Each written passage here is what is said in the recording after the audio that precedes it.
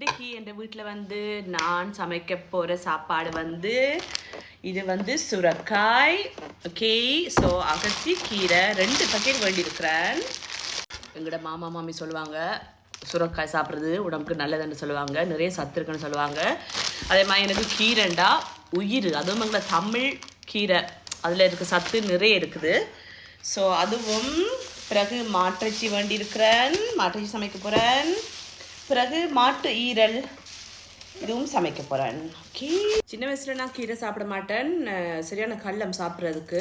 அப்போ எங்களோட அம்மா என்ன சொல்லுவாண்டா, எங்களோட அம்மா, எங்களோட அண்டி, எங்களோட அம்மா எல்லாம் நீ கீரை சாப்பிட்டா முடி நல்லா வளரும் என்று சொல்லி, முடி நல்லா வளரணும்னு சொல்லி நான் கீரை சாப்பிட்டேன்.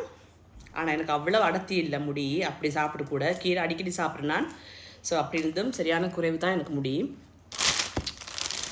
ஸோ அதெல்லாம் உடம்புக்கு சத்துன்னு நினைக்கிறேன். கீரை சாப்பிட்றது உடம்புக்கு சத்து, முடி வளருமான்னு எனக்கு தெரியாது. ஆனால் உடம்புக்கு நிறைய வைட்டமின்ஸ்கள் அதிகம். என் மகளை எனக்கு ஹெல்ப் பண்ணுறா. சொல்லு, அகத்திக்கீரை. இது உடம்புக்கு நல்லது, ஸ்கின்னுக்கு நல்லது, கண்ணுக்கு நல்லது, கண் பார்வைக்கு நல்லது, எங்களோட எலும்பு அதுகள் நல்லா வந்து ஸ்ட்ராங்காக இருக்கும் இது சாப்பிட்டா. சுரக்காவை நாங்கள் இப்படி வெட்டணும்.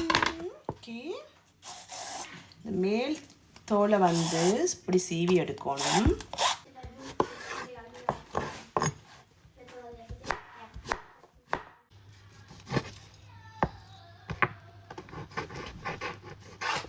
ஸோ கருவேப்பிலை ஃப்ரெஷ்ஷாக தமிழ் கையில் வேண்டது.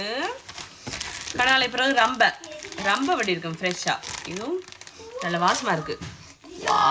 இங்கே பாருங்கள், ஜெல்லி மாதிரி இருக்குது, அரியண்டம் சரியான. ஸோ அதனால் நான் வந்து கை க்ளோஸ் போட்டு தான் வெட்டுறேன்.